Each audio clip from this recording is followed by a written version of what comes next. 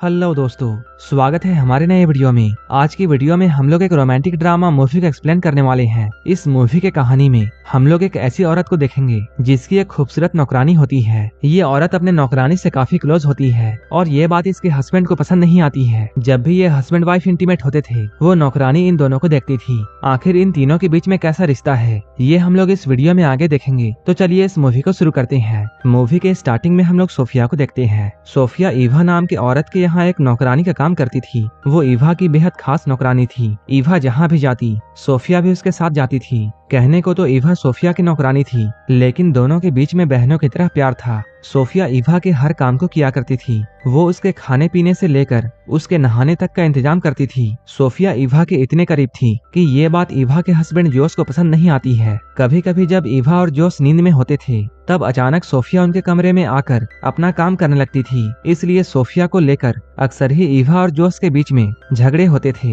असल में बात ये थी कि कई सालों पहले ईवा का घर जल गया था। उस आग में ईवा की माँ और सोफिया के माता पिता की मौत हो गई थी, जबकि ईवा और सोफिया किसी तरह बच गए थे। इस हादसे के बाद सोफिया अनाथ हो चुकी थी, इसलिए ईवा के पिता ने सोफिया को गोद ले लिया और यहीं पर से ये दोनों बहनों की तरह रहने लगी। लेकिन सोफिया के माता पिता तो नौकर थे, इसलिए बड़ी होकर सोफिया भी घर के काम काज करने लगी। एक रात ईवा के पिता की तबीयत बहुत खराब हो जाती है और तब उन्होंने सोफिया से एक वादा लिया, चाहे कुछ भी हो जाए वो ईवा का साथ नहीं छोड़ेगी। एक दिन जब ईवा नहाने की तैयारी कर रही थी तभी सोफिया खास तरह की जड़ी बूटियां लाती है और उसे पानी में डालकर ईवा को नहलाने लगती है। लेकिन जिस तरीके से वो ईवा को छू रही थी ये देखकर जॉस को काफी बुरा लगता है। जॉस सोफिया से चिढ़ने लगा था, इसलिए वो सोफिया को अब बात बात पर डांटता है। इधर सोफिया अपने आप को खुश रखने की कोशिश करती। वो अपना ध्यान भटकाने के लिए तस्वीरों से भी बातें किया करती थी। ऐसे ही एक रात जब सोफिया अपने कमरे में जा रही थी तभी उसे ईवा के कमरे से आवाजें सुनाई देती हैं। वो यहाँ पर रुक जाती है।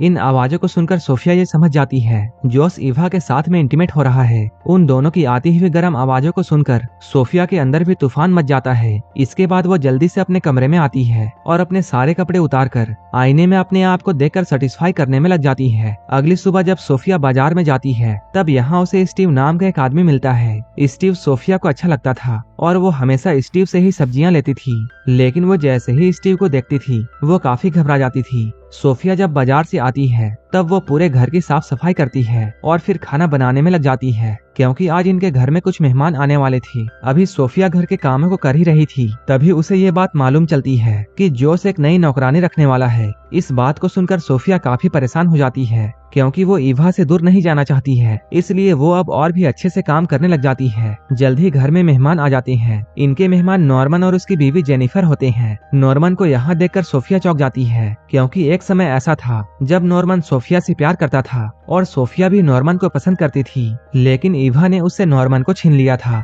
नॉर्मन के यहाँ आने से सोफिया घबरा जाती है और हड़बड़ी में गलतियाँ कर देती है, जिसे देखकर जॉस उस पर बहुत गुस्सा करता है और वो सबके सामने सोफिया को डांटता है। थोड़ी ही देर बाद मेहमान चले जाते हैं। अब जॉस और ईवा के बीच में हमेशा की तरह झगड़ा शुरू हो जाता है और आज भी इनके झगड़े की वजह सोफिया थी। रात में सोफिया जब अपने कमरे में थी तभी ईवा उसके पास आती है। ईवा उससे कुछ भी नहीं कहती है, बस चुपचाप उसके पास लेट जाती है। लेकिन सोफिया उसे देखकर ये समझ जाती है कि उसे अब इस घर से जाना होगा। अगले दिन जैसे ही सुबह होती है सोफिया अपना सामान लेकर जाने लगती है, लेकिन जॉस उसे रोकते हुए ये कहता है, मैं तुम्हें यहाँ से निकालना नहीं चाहता हूँ, मैं तो बस इतना चाहता हूँ कि तुम हर वक्त हमारे साथ मत रहो। जॉस के इशारे के वो समझ जाती है और वापस वो अपने काम में लग जाती है। इसके अगले दिन सोफिया नॉर्मन से मिलने के लिए जाती है। यहाँ ये दोनों बहुत सारी बातें करते हैं। नॉर्मन के पूछने पर सोफिया उससे कहती है, ईवा के पिता ने मुझे बाप का प्यार दिया था, लेकिन वही ईवा ने कई बार मुझे नीचा दिखाने की कोशिश की, क्योंकि वो अपने पिता का प्यार किसी के साथ भी बांटना नहीं चाहती थी। नॉर्मन से बातें करते हुए उसे काफी अच्छा लग रहा था, लेकिन तभी ईवा उसके पास आकर उसे अपने साथ चलने के लिए कहती है। ईवा उसे जॉस के स्टूडियो में लेकर जाती है। यहाँ पर उन्हें एक छुपा हुआ बच्चा मिलता है जो कि जॉस की बनाई हुई मूर्तियों में छुपा हुआ था। असल में शादी के इतने सालों बाद भी ईवा अब तक मां नहीं बन पाई थी, इसलिए ईवा इस बच्चे को अपना बच्चा समझकर अपने साथ घर ले आती है। जब ईवा उस बच्चे को नहलाना चाहती थी तब वो बच्चा काफी उछल कूद करता है। ईवा के बाद जब सोफिया उसे नहलाने का ट्राई करती है तब वो आराम से उसके पास आता है। इसके बाद जॉस एक डॉक्टर को बुलाता है। बच्चे को अच्छी तरह चेक करने के बाद डॉक्टर इन लोगों को ये बताता है, ये बच्चा बिल्कुल ठीक है, लेकिन इसका शरीर कुछ ज्यादा ही फ्लेक्सिबल है। इधर ईवा उसके शैतानियों से परेशान हो चुकी थी, लेकिन जॉस और सोफिया उस बच्चे की काबिलियत पहचान गए थे। एक रात ये लोग उस बच्चे को लेकर एक मेले में जाते हैं। जब ये लोग मेला घूमकर घर में फिर से आते हैं, तब इन्हें दरवाजे पर एक जादूगर मिलता है। उस जादूगर के देखने से पहले ही वो बच्चा कहीं छिप जाता है। जॉस के कहने पर सोफिया उस जादूगर के लिए खाने का इंतजाम करती है। खाना खाते हुए जादूगर ये बताता है, मेरे सहायक की मौत हो गई है और अब उसका बेटा विली ही मेरा वारिस है। इस जादूगर की बातों से ये लोग समझ जाते हैं जो बच्चा उनके घर में है वही विली है।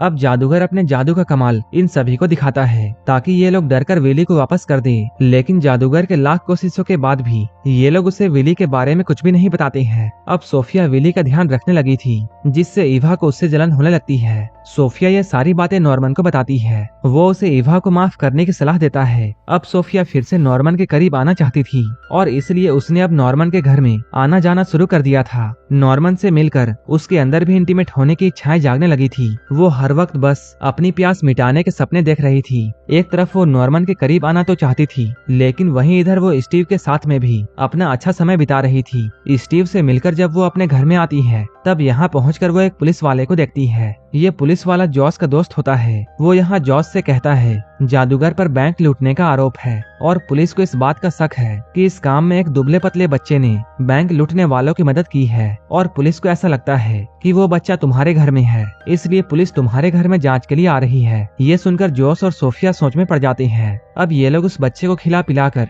मोटा करने की कोशिश में लग जाते हैं ताकि कोई भी उसे पहचान ना पाए। इसी बीच सोफिया को ये मालूम चलता है कि स्टीव उसकी एक सहेली से शादी करने वाला है। ये जानकर उसका दिल टूट जाता है। अब पुलिस जॉस के घर पर आती है, लेकिन उनके कहने पर जब विली को बुलाया जाता है, तब विली को देखकर पुलिस वापस जाने का फैसला करती है, क्योंकि जॉस और सोफिया ने उसे खिला पिलाकर कम्प्लीटली चेंज कर दिया था। अब सब कुछ ठीक हो गया था। विली के बचने पर सब लोग बहुत खुश थे। विली खुश होकर इधर उधर कूदने लगता है और सोफिया उसे पकड़ने के लिए उसके पीछे पीछे भागती है। इसी बीच उसकी नजर ईवा और नॉर्मन पर जाती है, जो एक दूसरे के गले लगे हुए थे। उन दोनों को एक साथ देखकर सोफिया का दिल फिर से टूट जाता है। वो उदास होकर बाजार की ओर जाने लगती है, लेकिन तभी स्टीव उसके पास में आकर ये कहता है, मैं सिर्फ तुमसे प्यार करता हूँ और अगर तुम हाँ कहो तब हम लोग शादी करके किसी दूसरे शहर में चले जाएंगे। वो स्टीव से शादी तो करना चाहती थी, लेकिन वो ईवा को भी छोड़ना नहीं चाहती है, इसलिए सोफिया उसे मना कर देती है। इसके काफी दिनों के बाद जॉस अपने घर में एक पार्टी देता है, जिसमें वो और ईवा सभी के सामने विली को गोद लेने वाले थे। ये देखकर पार्टी में आए सभी लोग ईवा की तारीफ करने लगते हैं, क्योंकि उसके पिता कायल ने भी सोफिया को गोद लेकर उसकी परवरिश की थी। लेकिन आज पहली बार सोफिया को ईवा के तारीफ से गुस्सा आ रहा था। वो यहाँ पर जॉस को ईवा और नॉर्मन के रिश्ते के बारे में बताना चाहती थी। जैसे ही उसे ये मौका मिलता है, वो सभी के सामने ये बात बोल देती है। वो जॉस से कहती है, जिस नॉर्मन को तुम अपना दोस्त कहते हो वो तुम्हारी वाइफ का आशिक है और वो दोनों आज भी इंटीमेट हुए थे। सोफिया की इन बातों को सुनकर नॉर्मन की वाइफ को अचानक दौरा पड़ जाता है। तभी सोफिया भागकर घर में आ जाती है। घर के अंदर आकर वो अपना सामान बांधने लगती है ताकि वो यहाँ से कहीं दूर जा सके। सोफिया को अब ऐसा लगने लगा था कि वो जिससे भी प्यार करती है, ईवा उसे उससे छीन लेती है। तभी ईवा भी यहाँ पर पहुँच जाती है। ईवा काफी गुस्से में होती है। वो सोफिया से कहती है, मैं माँ बनने वाली हूँ। ये सब नॉर्मन के प्रार्थना की वजह से हुआ है और इसलिए मैंने खुश होकर उसे आज गले से लगाया था। ईवा के इन बातों को सुनकर सोफिया को ये एहसास होता है कि उससे बहुत बड़ी गलती हो गई है और ईवा ने कभी भी उसे नफरत नहीं की थी, बल्कि ये सब तो सिर्फ उसका वहम था। जल्द ही इन दोनों के बीच की गलत फहमियां दूर हो जाती हैं, लेकिन तभी उन्हें यह पता चलता है कि घर में आग लग गई है। सोफिया इसके लिए खुद को जिम्मेदार मानती है, लेकिन जल्द ही वो खुद को संभालते हुए अपनी और ईवा की जान बचाती है। आखिर में ईवा के कहने पर सोफिया स्टीव से शादी कर लेती है और अब दोनों अपने परिवार के साथ में खुशी खुशी रहने लगते हैं और यहीं पर ये मूवी खत्म हो जाती है। ऐसे ही मूवीज के लिए आप हमें टेलीग्राम और इंस्टाग्राम पर फॉलो कर सकते हैं,